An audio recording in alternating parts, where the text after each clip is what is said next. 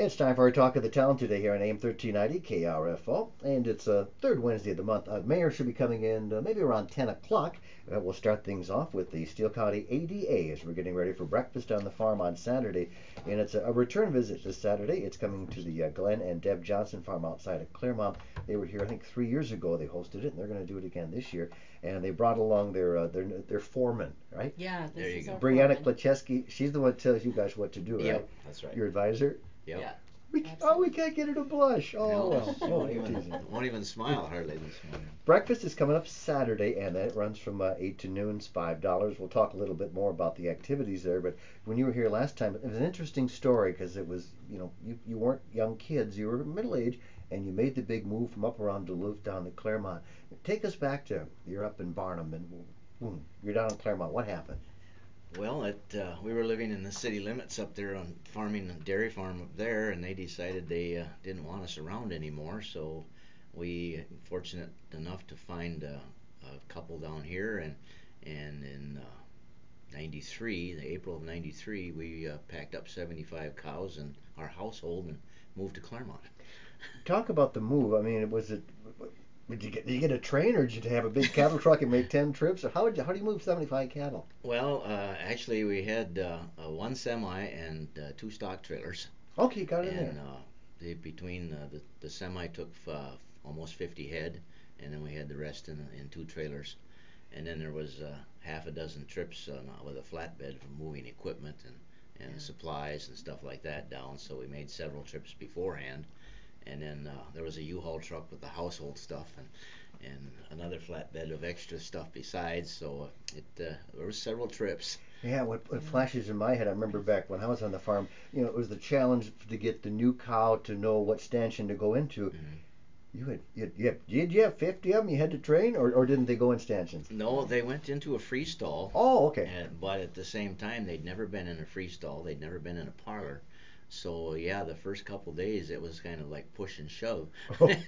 Oh, that must be just nerve-wracking. You had to be a little bit scared. That's a big change. The other thing that happened about that same time that really helped precipitate that move too is, we came through the ag crisis of the 80s. Yeah. And northern Minnesota really lost its ag infrastructure at that time. We were driving 75 miles for parts and repairs, and we were down to, I think, one milk processing plant that could purchase our milk. So that lack of competition, it was just very difficult to sustain a herd that we knew was in it for the long haul. So we literally followed the dairy, the Yellow Brick Road to Dairyland, and here we are in Steele County. Yeah. And Saturday, the breakfast at your farm. Tell us a little bit about your farming operation, what folks will see, what you do. You still have cows, obviously, but crop farming, anything there, or what? We rent 180 acres that we farm alfalfa with corn, and all of it goes back to our cows for feed. Other than that, we're just strictly dairy. We concentrate on the dairy for cow comfort, try to keep our cows happy basically so they produce better. We have 3 different breeds of cows people are going to get a chance to see.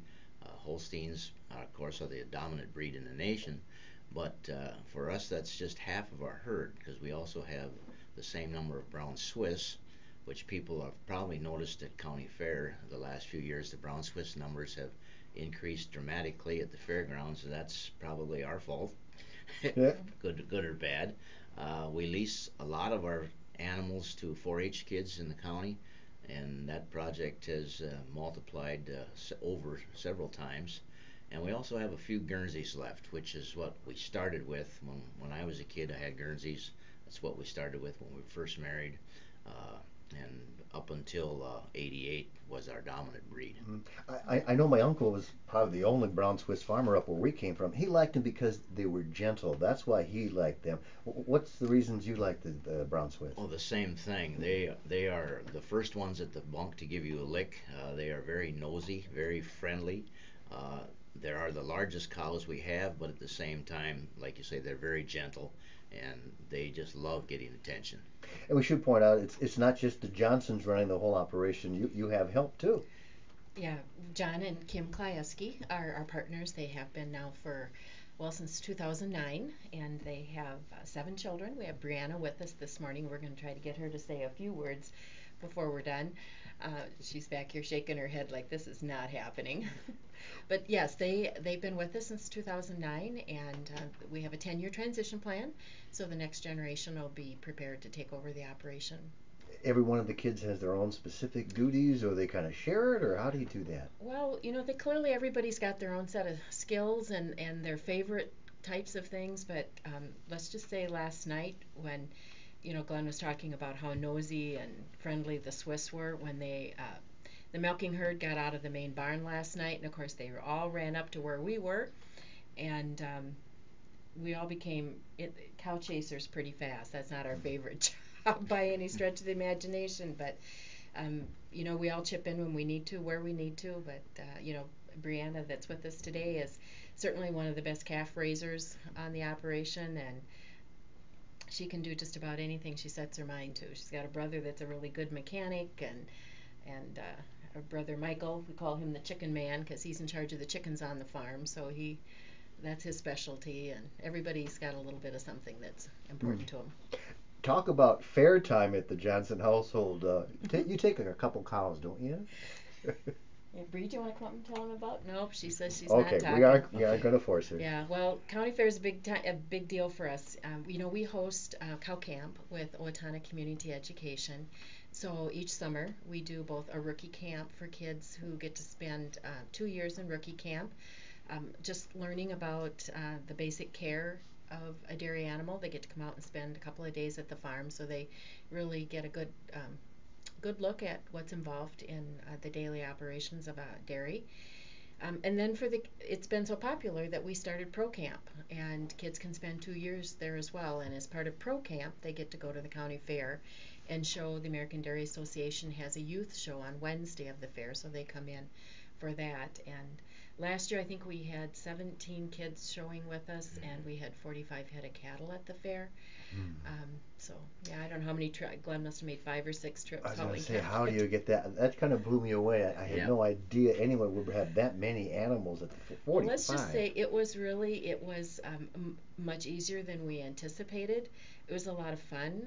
We're not sure we're going to ever try that again. I mean, you get the 45 cattle. That's the job. But then, of course, you can't just snap your fingers and hay comes down from heaven. You got to bring, how many loads of hay and food to feed them too. So. Yeah. Well, we had a fifth wheel flatbed parked between the barns with all the commodity that we needed for the week, and it was exactly 25% of all the animals on our farm were at the fair. Wow. So, but we have the young people that work with us are so good, and their parents are so helpful that, we had a huge crew, and that makes all the difference in the world, and the kids really enjoy spending time together. And county fair, of course, we start talking about next year's county fair the day after we get home from the current one. So it really is a fun experience. A lot of people kind of wonder why we do what we do, but when you're around those kids and watch that enthusiasm they have for working with cattle, you just it's worth every ounce of missed sleep.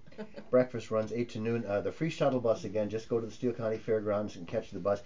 If you are handicapped or disabled, you are allowed to drive out there. What's the directions to get to your farm for someone who is handicapped or needs to get close up? All right, well, it's easiest, you can, a couple different ways. If you go to Havana and take County or 18th Street East, we're the last place on the right before the county line, and there'll be lots of signs in the yard and obviously in traffic to spot. The other option you can go out is 14 and take 94th Avenue North. Okay. And besides, of course, there's going to be cattle, good food. What are some other activities or things that are going to be happening Saturday at the Johnson Farm? Well, we've got a petting zoo coming in. We also have draft horses coming in to give wagon rides, so that'll be fun. We also have a children's activity area, in addition to a bounce house, which is always very popular. Owatonna Community Ed will be coming in and providing children's activities. We also have the American Dairy Association will be churning butter. They'll be making crowns. They've got all kinds of trivia games about life on the farm. Community Ed's most of their activities. We've got a sensory table for the kids so they can get down and play, and we're going to bring in some field corn so they can take some trucks and tractors and haul their own corn and commodities around that sensory table. We'll have Play-Doh. We're making butterfly necklaces. We've got cow masks we're going to make. course, there's lots of coloring and all kinds of fun activities. One of the things we want to let folks know is that it is just fine to come out to breakfast on the farm, even if you don't intend to have breakfast. Some of our young families, even though we need to remember that 5 and under eats free, so that's a really nice perk for our young families. But if they're maybe not sure that pancakes are their favorite food, but they just want to come out and hang around the farm for the morning, that is perfectly okay, and we hope that folks will do that. We're also going to have a bale mountain set up in our commodity barn so the kids can climb on the big bales and jump in a pile of straw. And there's a ton of kitties. And besides, we specialize in cows and kitties and kids. So there'll be plenty to do. Yep. And farm tours. We have farm tours around the farm. We'll be giving tours as small groups, the 3 of us. We will get Brianna to talk at a tour, even if she won't talk on the radio. That's okay. And her older sister and myself will be giving tours around the farm. We also have our 4-H club that our kids are in. We'll be taking pictures of kids with a calf, and then they're going to put it on a button that they can wear. So that'll be available too. Mm-hmm. You mentioned the rough times of the 80s for the farmer. It's 2015. How about a status report? How are things if you're a farmer in 2015 now? Well, I guess it all depends if you're dairy or grain or hogs. Right now, the beef industry is doing really well. Dairy, the price has dropped about $8 a hundred in the last 5 months, but it's right about at that break-even point for most of us right now. So it's considered tight for some, not so bad for others. Grain prices so the grain fellows will tell you they're on the bottom. They don't want it to go any lower.